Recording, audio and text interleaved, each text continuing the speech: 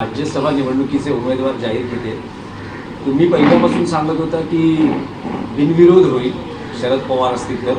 महाविकास आघाडीकडून शरद पवार यांच्या नावावर शिक्कामोर्तब झालं. हो, कारण आज अर्ज भरण्याचा शेवटचा दिवस आहे आणि महाराष्ट्रातून विरोधी पक्षाला एकच जागा मिळते, ती सुद्धा आम्ही एकत्र राहिलो तर. आणि काल सर्वानुमते ज्येष्ठ नेते शरद पवार यांच्या नावावर सगळ्यांनी सहमती दर्शवली.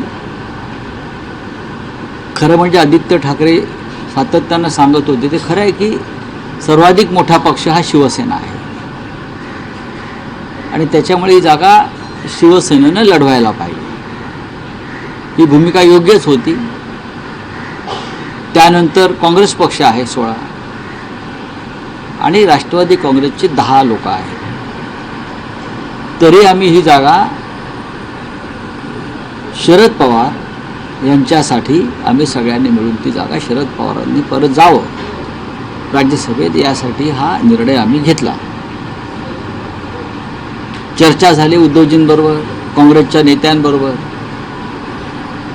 शरद पवारांचे जे राजकारणातलं स्थान आहे, समाजकारणातलं स्थान आहे, महाराष्ट्रातलं देशाचं त्यांचं जे नेतृत्व आहे, त्याच्यामुळे ही जागा आम्ही सन्माननीय शरद पवार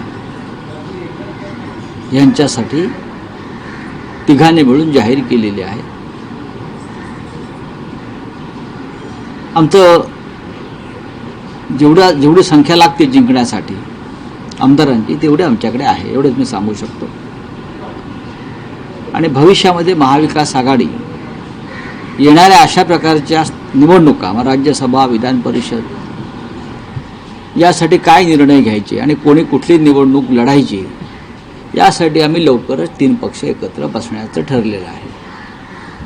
कारण शेवटी तिन्ही पक्षाचा आपापला वाटा आहे. राष्ट्रवादी काँग्रेसला राज्यसभा मिळाल्यामुळे आता काँग्रेस आणि शिवसेना यांच्यामध्ये चर्चा होईल. राऊतसाहेब, महाविकास आघाडीमध्ये शरद पवारांना राज्यसभेवर पाठवण्याचा निर्णय एकमतानं जरी झाला असला तरी काँग्रेस आणि उद्धव ठाकरे यांची भेट NCPच्या नेत्यांनी घेतली. त्यात अशी एक अट ठेवण्यात आल्याचं कळतंय की दोन्ही NCPच्या विलिनीकरणाची चर्चा थांबवण्याची घोषणा करा, तरच शरद पवारांना राज्यसभेसाठी पाठिंबा मिळेल. आणि जयंत पाटील यांनी ती घोषणा केल्यानंतर शरद पवारांच्या बाबतीत निर्णय घोषित करण्यात आला. बघा, ही काल जयंतराव पाटील यांनी त्यांच्या पक्षातर्फे भूमिका स्पष्ट केली. मुळात माझे असं मत पहिल्यापासून होतं, अजितदादा असल्यापासून. ह्या विलिनीकरण वगैरे दंतकथा आहेत, त्यातून काही निष्पन्न होणार नाही आणि होण्याची शक्यता मला तेव्हाही दिसत नव्हती. पण काही लोकांना वाटत असेल, पण ही दंतकथा होती. ती दंतकथा आता संपलेली आहे. आम्हाला सगळ्यांना एकत्र यापुढे महाविकास आघाडी म्हणूनच काम करावं लागेल आणि आमची ती मानसिक तयारी आहे. सत्ता येते, सत्ता जाते. आम्हाला जनतेनं विरोधी पक्षामध्ये जबाबदारी दिलेली आहे, ती आम्हाला योग्य पद्धतीनं पार पडली पाहिजे. महाराष्ट्रात आणि देशामध्ये सर्व सरकार अपयशी ठरलेली आहेत. भाजपची प्रश्नांचा डोंगर आहे. अशा वेळेला जनतेचा आवाज म्हणून विरोधी पक्षाला काम करावं लागेल. जे विरोधी पक्षात आहेत त्यांनी उगाच सत्तेच्या मागे आत्ता धावू नये. येणाऱ्या पुढल्या निवडणुकांची तयारी करावी आणि लोकांपर्यंत पोहोचावं, हे आमच्या सगळ्यांचं मत आहे. राऊतसाहेब, प्रियंका चतुर्वेदींनी एक ट्विट केलंय आणि त्यांनी नमूद केलंय की मला राज्यसभेवर पाठवण्यासाठी ज्यांनी प्रार्थना केल्या त्यांचे विशेष आभार मानते. ठीक आहे, त्यांच्यासाठी सगळ्यांच्याच प्रार्थना होत्या. शिवसेनेमध्ये त्या आमच्या सहकारी होत्या.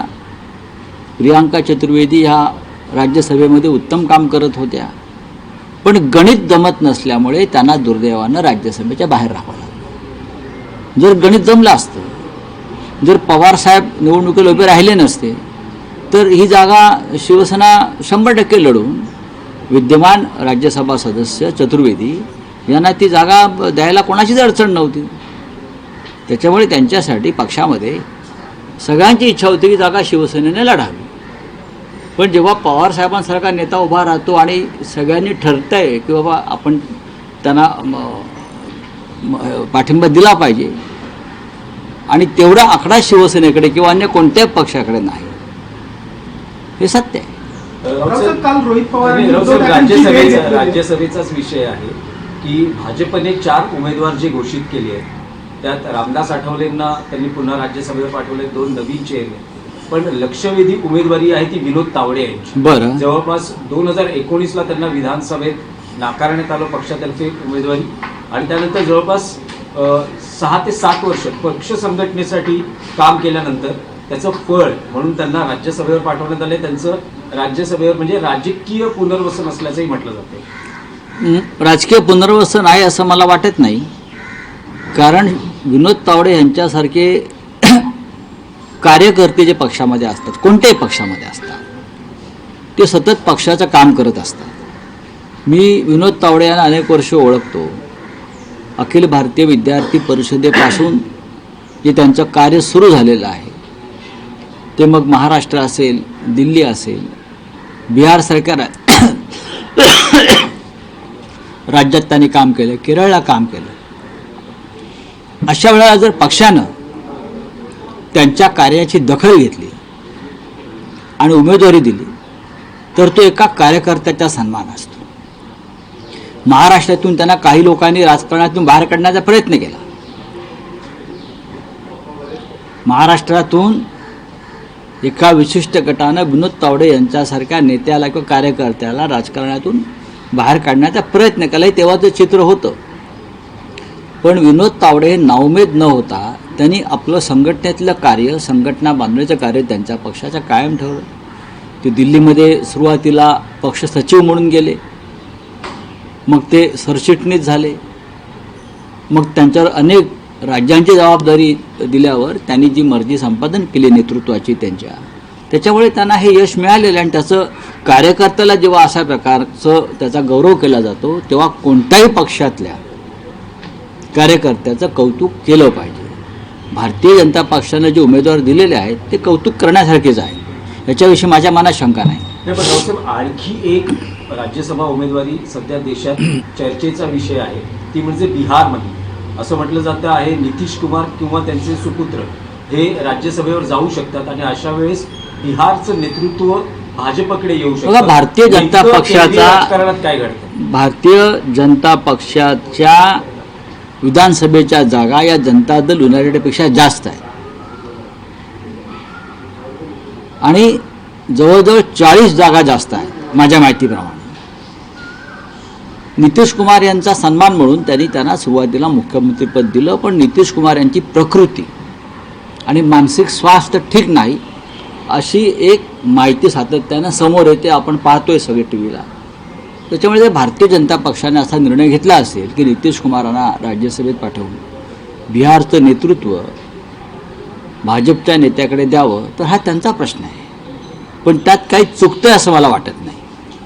रावसाहेब, रोहित पवारांनी काल उद्धव ठाकरेंची भेट घेतली आणि त्यानंतर ते म्हणाले की जसं सुशांत सिंग प्रकरणामध्ये 2 दिवसांमध्ये सीबीआयने चौकशी सुरू केली होती, मात्र अजितदादांच्या प्रकरणात 18 दिवस उलटूनही सीबीआय चौकशी करत नाही, काहीतरी गडबड आहे असं ते म्हणाले. रोहित पवार आणि माननीय उद्धव ठाकरे यांच्यामध्ये काल अजितदादांचा अपघात, घातपात, संशयास्पद अनेक गोष्टींवर सविस्तर चर्चा झाली.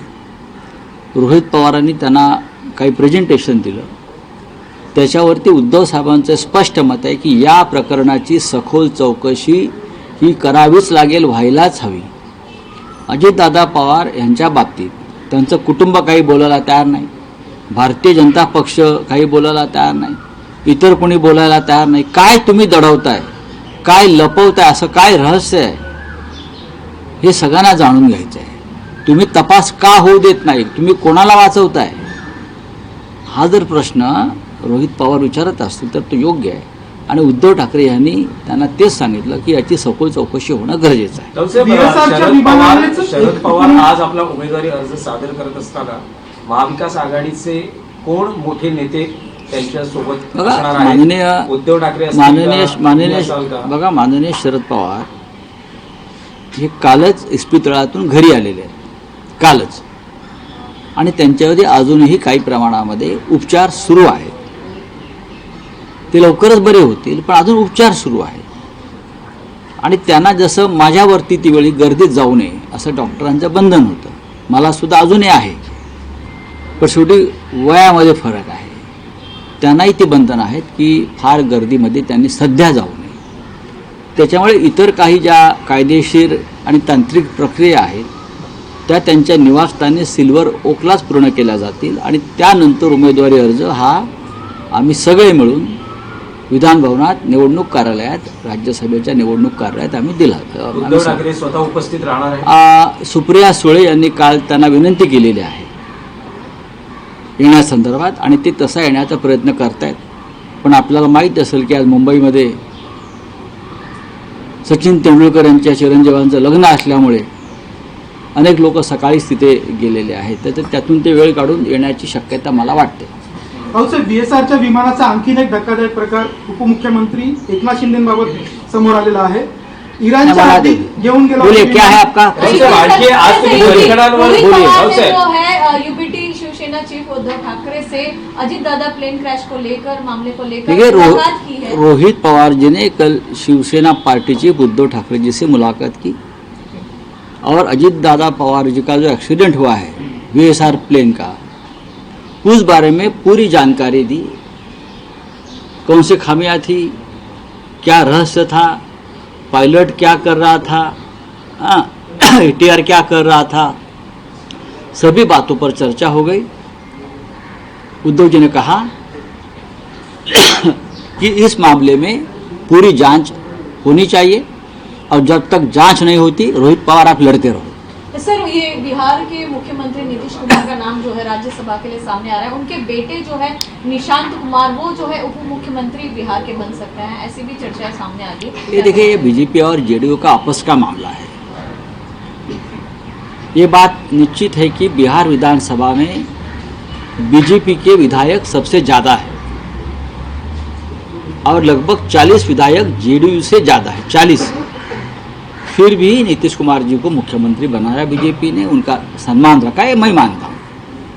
लेकिन अब उनका स्वास्थ्य, चाहे शारीरिक और चाहे मानसिक, ठीक नहीं है, ऐसे लोगों का कहना है, उनके लोगों का कहना है. इतना बड़ा राज्य है, अगर नेतृत्व की शारीरिक स्थिति ठीक नहीं है या मानसिक स्थिति ठीक नहीं है तो इतना बड़ा राज्य में एक अराजकता फैल जाएगी. तो अगर सरकार, लोगों ने तय किया है उनके फ्रंट ने कि नेतृत्व में बदलाव होना चाहिए, तो ये उनका निर्णय है. सर, इजराइल और ईरान वॉर में महबूबा मुफ्ती का कहना है कि सेंटर केंद्र सरकार जो है चुप क्यों है ईरान के सपोर्ट में, जबकि ईरान ने जो है कश्मीर के समय भारत को मदद की थी. ये बात सही है, या हमने भी ये कहा है. भारत सरकार ने किसको सपोर्ट करने का या विरोध करने की बात नहीं है. लेकिन अगर आप अपने आप को विश्वगुरु मानते हो, आप विश्व को चला रहे हो, तो आपकी जिम्मेदारी होती है कि आप दोनों के आप मित्र है, नेतन्याहू के भी मित्र है, आप ट्रम्प भी आपका मित्र है, तो जाइए और कहिए उद्धव रोको. छोटे छोटे बच्चों को जिस बेरहमी से मारा जा रहा है, आप देखिए, ईरान के सुप्रीम लीडर की हत्या हो गई और आपने कंडोलेंस तक नहीं किया, आप किसको डरते हो? तो ये बात तो सही है. Thank you. सर, जो महाराष्ट्र के ड्राइवर्स है वो प्रोटेस्ट पर जा रहे हैं ई चालन के खिलाफ, क्या कहना चाहेंगे? आप महाराष्ट्र के परिवहन मंत्री देख लेंगे. महाराष्ट्र में एक होनहार परिवहन मंत्री, ट्रांसपोर्ट मिनिस्टर है प्रताप सरनाईक जी. तो मैं उनसे आह्वान करूंगा, ये जो ड्राइवर तबका है, गरीब लोग हैं, आप उनके जो समस्या है उन बारे में सुनवाई कर लीजिए. हाँ, दोन मराठी प्रश्न आहेत. आज सामना संपादकीयमध्ये जगदीप धनकडांबद्दल भाष्य करण्यात आलं आहे. बरं झालं धनकड प्रकट झाले आणि गेल्या 6 महिन्यात ते कुठे होते आणि त्यांच्या प्रकृती बाबतीत ज्या काही चर्चा होत्या त्यावर त्यांनी खुलासा केला पाहिजे असं तुम्ही म्हणता. नक्कीच केला पाहिजे. ते असं म्हणतात की माझी प्रकृती राजीनामा देताना ठीक होती. मग राजीनामा पत्रामध्ये प्रकृतीच्या कारणास्तव राजीनामा देतोय, हा राजीनामा पत्र कोणी ड्राफ्ट केलं? सरकारने ड्राफ्ट करून त्यांच्याकडे सहीला आणलं का? काल रात्री त्यांच्याने माझं बोलणं झालं. काही विषयांवर मी दिल्लीत जाईन, त्यांच्याशी चर्चा करेन. बोलीन. आमचे चेअरमन होते राज्यसभेचे, त्यांचे आमचे फार चांगले संबंध होते. देख लेंगे, चलिए.